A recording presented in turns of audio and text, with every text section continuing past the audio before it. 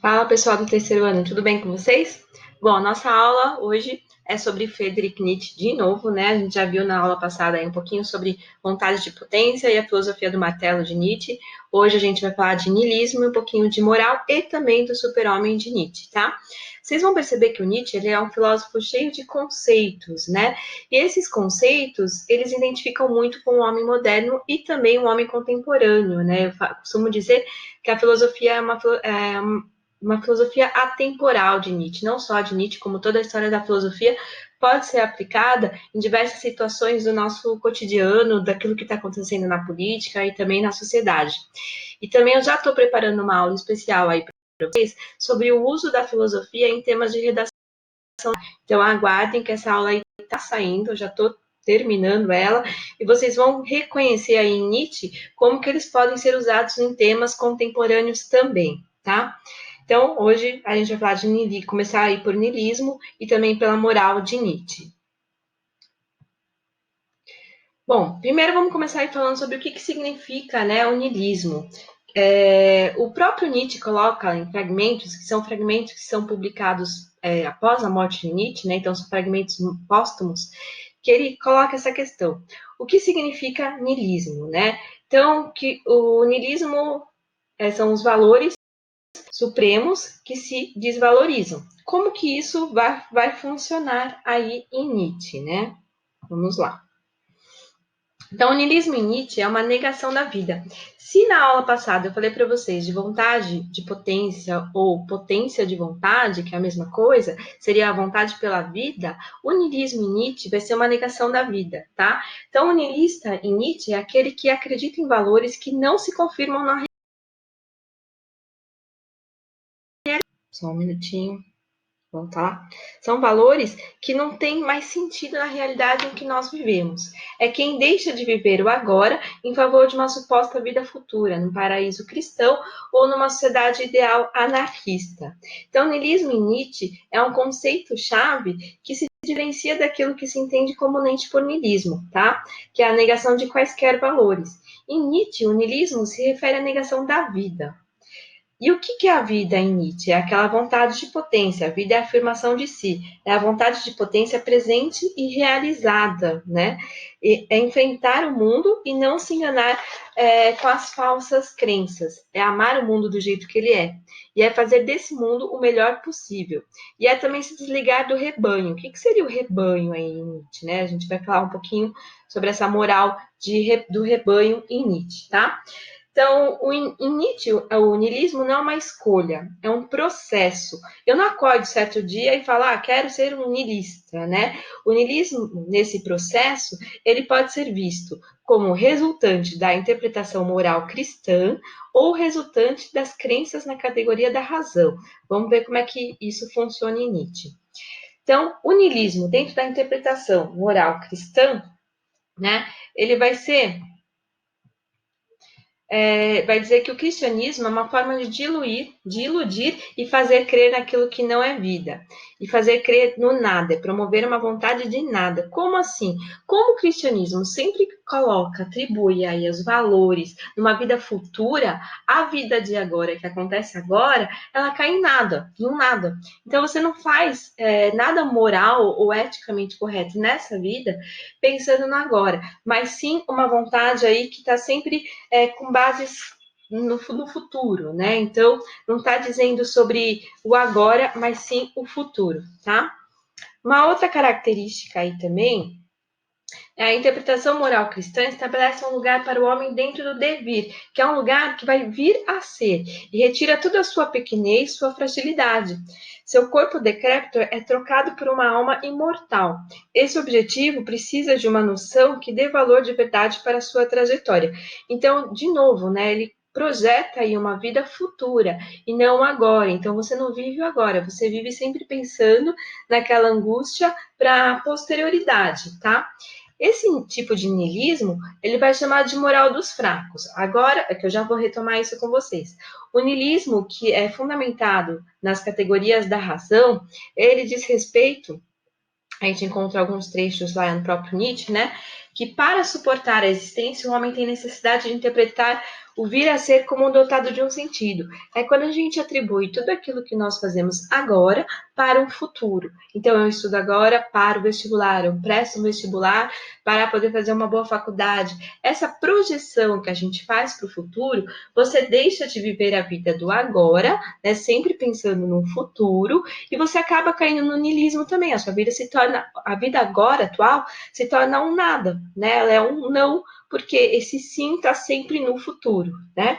Então, a segunda forma de niilismo aí, como estado psicológico, são as categorias da razão, segundo Nietzsche, é presidida pela categoria da totalidade.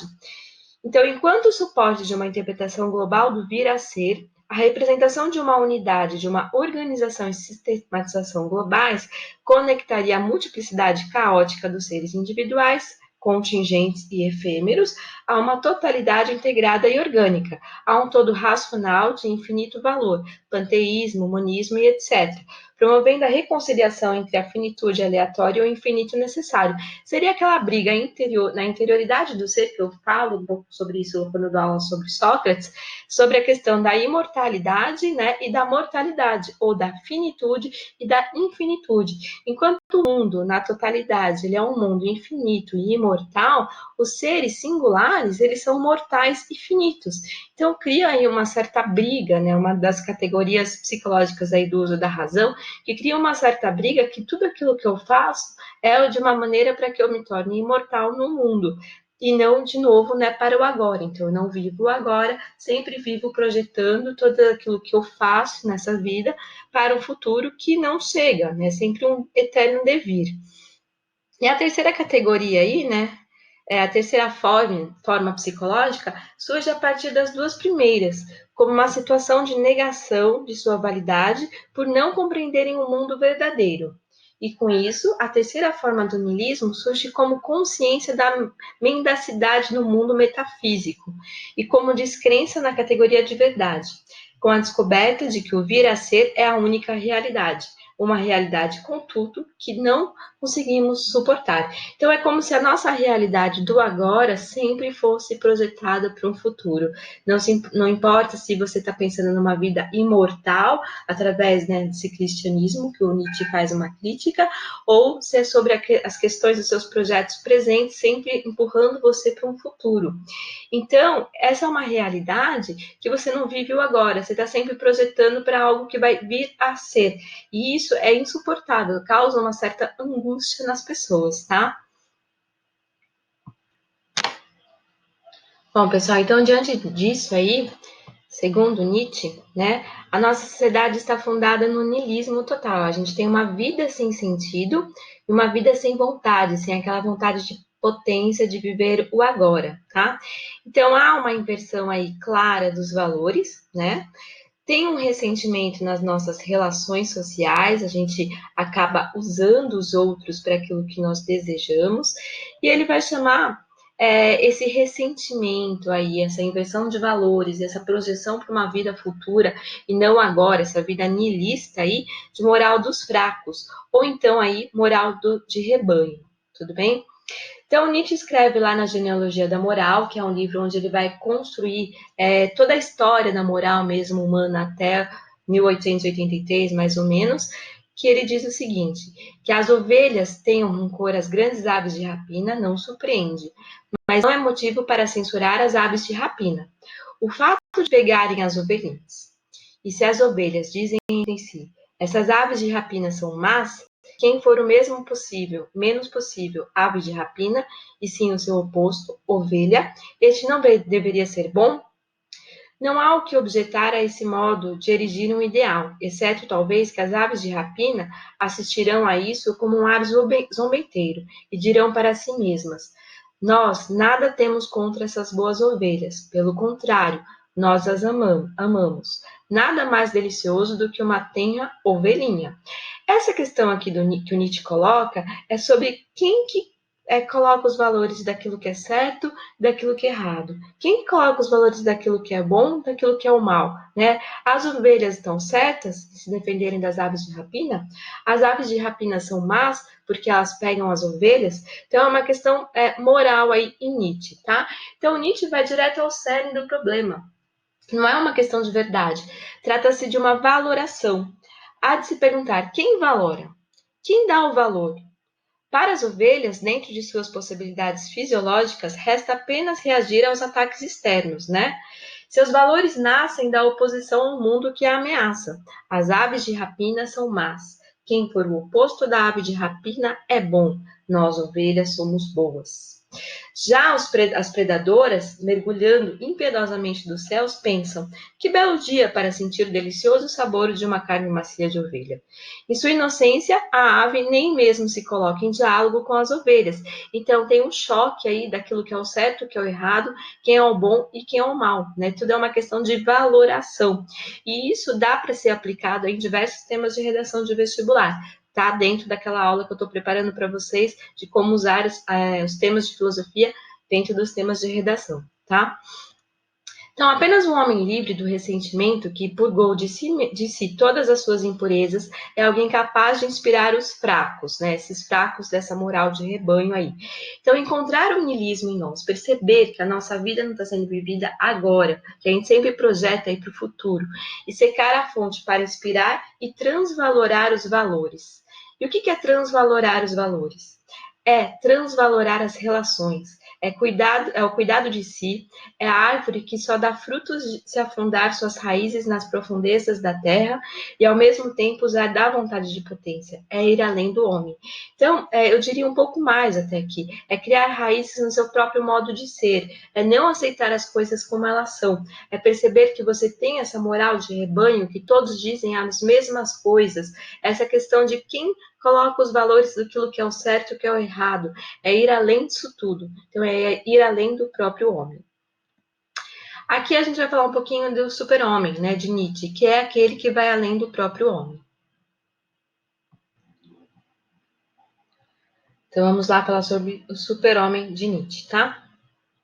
Então, ir além do homem, o além-homem ou o super-homem é o termo de Nietzsche, né, Übermensch, descrito no livro Assim Falou Zaratustra, em que explica os passos através dos quais o homem pode se tornar um além-homem. Quais são esses passos, né? Então, é através da transvaloração de todos os valores do indivíduo, é você superar aqueles valores que foram ensinados, que estão enraizados em você e ir além deles, né? É através da sede de poder ou vontade de potência, sede de poder aqui é no sentido de poder viver, de poder satisfazer sua vontade, né, de agir no mundo, manifestado criativamente em superar o niilismo e em reaver ideais velhos ou em criar novos, e também é de um processo contínuo de superação do próprio homem, do próprio ser, de si mesmo, né? Então, através desses 3 passos aí, você consegue se tornar um além-homem ou um super-homem, segundo o Nietzsche, rompendo com aquela moralidade de rebanho. Ao desenvolver este conceito, Nietzsche estabelece plena oposição com o europeu moderno. A gente está falando de um livro aí que foi publicado, foi escrito entre 1883 a 1885, mas vocês começam a perceber o quanto isso ainda é contemporâneo, tá? Então, o alvo aí do Nietzsche é o europeu moderno. Este é o alvo de sua crítica. O filósofo também o chama de último homem ou homens superiores. Zaratustra, que é o personagem principal aí do livro do Nietzsche, ridiculariza este homem apaixonado por sua cultura, suas leis e seus valores cristãos. O último homem, último porque depois dele vem o além do homem, é o europeu domesticado, obediente, anestesiado, entupido de cultura, aferrado ao seu tempo. Este está em franco declínio. Zaratustra ama aqueles que querem declinar, pois é deles que nascerá o super-homem, valente, impetuoso, ativo e vivaz. Então, quando você percebe que você está no niilismo, que você afundou, que você está em franco declínio, é quando você tenta romper com aquela tua vontade de potência, usar os ciclos de acontecimentos e criar algo novo, né? Transvalora os seus valores, vai além de si mesmo. Então, o niilismo está em seu estágio mais avançado, segundo Nietzsche, quando ele faz essa crítica do europeu, né? O homem não quer mais ir para além de si. si, não quer criar. Seu solo ainda é rico o bastante para isso, mas um dia este solo será pobre e manso, e nenhuma árvore alta poderá nele crescer. Então é aquela pessoa que se sente confortável no mundo e não rompe com aquela vida confortável e anestesiada.